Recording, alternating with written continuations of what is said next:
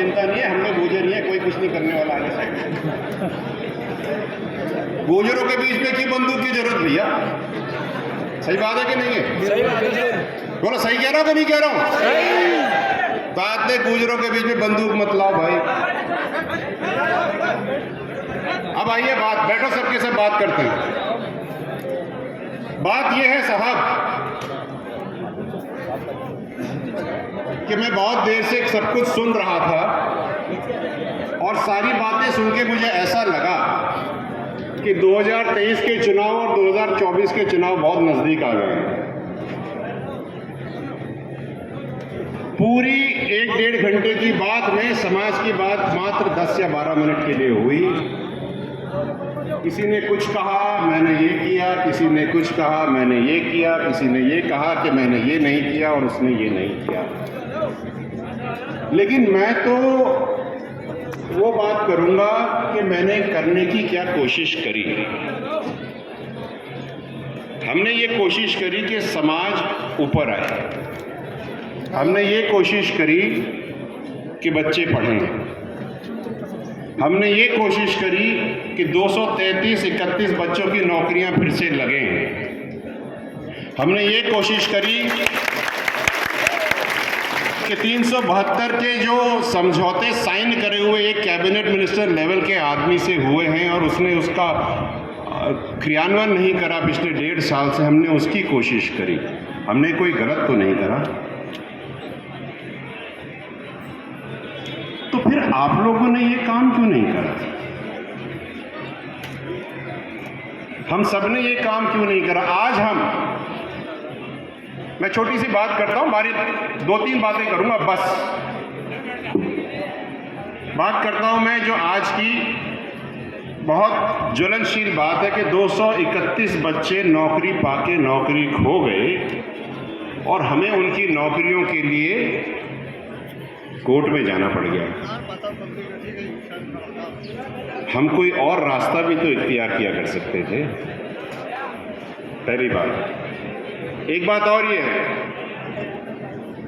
कि सारी चीजें हमने मांगी, अध्यक्ष जी ने भी मांगी जोधपुरिया के लिए, सब लोगों ने बहुत कुछ मांगा, लेकिन किसी ने भी अच्छी शिक्षा और अच्छा स्वास्थ्य ठोक के नहीं मांगा। तो मैं जितने भी सांसद साहब, एमएलए साहब, प्रशांत मेरे जूनियर, इन सबको मैं एक चीज कहता हूं, आपको जो करना है करो, वो आपका काम है। हमारे कौम को तो अच्छा स्वास्थ्य और अच्छी शिक्षा दो, हम ये नहीं चाहते कैसे दो, वो तुम्हारा काम है। मैं जो आदमी खाना बना रहा है उसको ये थोड़ी कहता हूं कि रोटी कैसे बनाई जाएगी, तो आटा गूंदेगा, आटा लेके आएगा। मेरे को तो रोटी चाहिए, समाज को रोटी चाहिए। अरे बैठ जाओ भैया, बात करन दो। तो समाज का काम मांगना नहीं है, आपका काम है देना। हम नहीं मांगेंगे, आप दोगे, और आप नहीं दोगे तो हम नहीं देंगे।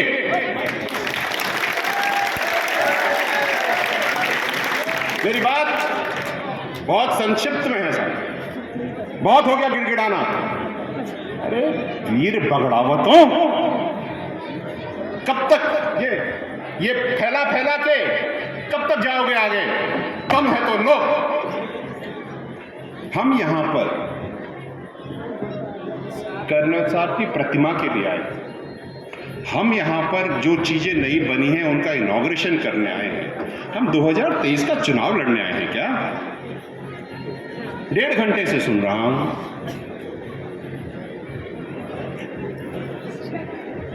बदलो, जो चीज आपको समझ में ना आए, जिसमें आपका समय व्यर्थ हो, उसे छोड़ दो, सुधरो। मैं ये भी कहना चाहता हूं, जो भगत जी ने बात कही और जो मुनेश ने बात कही, मुनेश जी ने बात कही, मुनेश जी का मैं तहे दिल से धन्यवाद देना चाहता हूं कि उन्होंने जो बात कही वो सटीक थी, सही थी, कि अगर पढ़ोगे नहीं तो बनोगे कहां।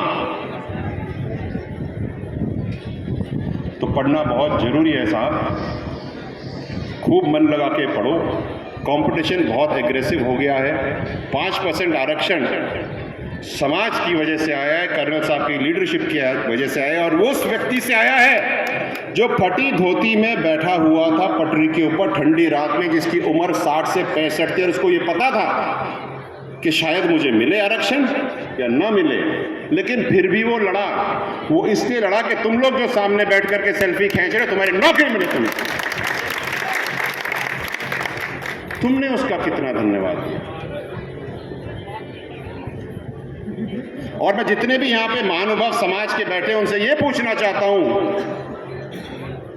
चाहे पॉलिटिकल हो चाहे नॉन पॉलिटिकल हो, कितने शहीदों के घर में गए, कितने शहीदों से पूछा तुम जिंदे हो, रोटी है तुम्हारे पास? कौन गया? ये प्रश्न मन में पूछो।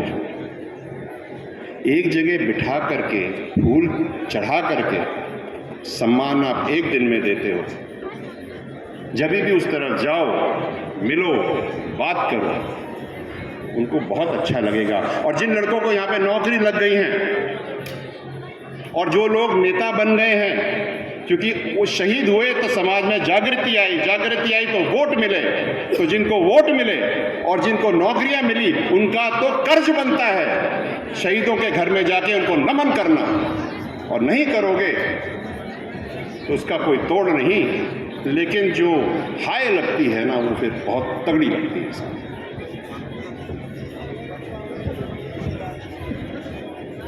बात कर रहा हूं मैं, प्रशांत जी से बात करता हूं। आज से करीब 3-4 साल पहले हम आए थे यहाँ पे जोधपुरिया में, तभी भी रोड टूटी हुई थी, तभी भी बात चल रही थी, आज भी बात चल रही है। ये डीपीआर प्रपोजल कब तक चलेंगे साहब? बना दो ना,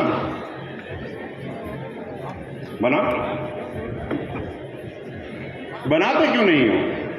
कागजों में स्टेटमेंट्स देना, आश्वासन देना अब समाज नहीं लेगा। समाज को धरातल पे काम चाहिए। आप हाँ मानते हो या ना?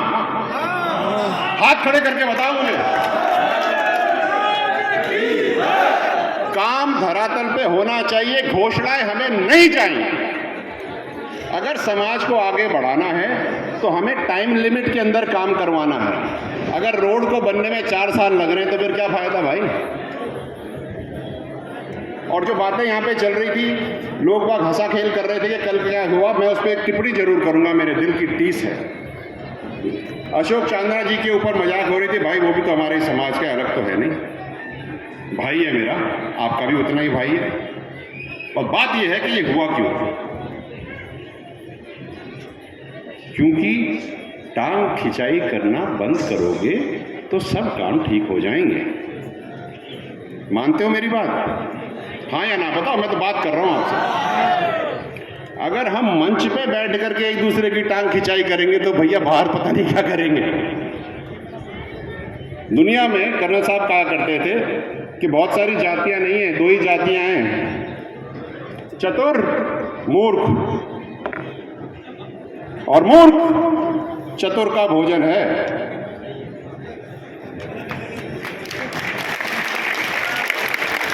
तो कब जगोगे, कब समझोगे, कब तुम्हारे दिमाग की बत्तियां जलेंगी और कब तुम अपने घर को रोशन करोगे, ये आपके हाथ में है। और आज मैं आपको एक इत्तेफाक अपने दिल की बताना चाहता हूं, ये शायद काफ़ी लोगों को पता नहीं है। आज जब शहीद की माता जी आई और मैंने उनके झुक करके उनके पैर छुए, तो ये साफा जो मेरे को समाज ने बांध रखा है, ये खुद ही खुल करके उनके पैरों में गिर गया, मैंने नहीं गिरा। इससे बड़ी बात कोई हो ही नहीं सकती। जब साफा अपने आप शहीदों के पैरों में और कदमों में गिरने लगे तो हमको कम से कम उनके घर तो जाना चाहिए साहब। मैं और कोई राजनीति की बात नहीं करूंगा, मैं कोई सामाजिक दूसरी बात नहीं करूंगा, लेकिन इतना कहूंगा, झोली फैलाना बंद करो। झोली फैलाना बंद करो। आश्वासन ही मिलते हैं, मिलता कुछ नहीं। लठ लेके लोगे तो सब हाथ में आएगा। राम राम साहब।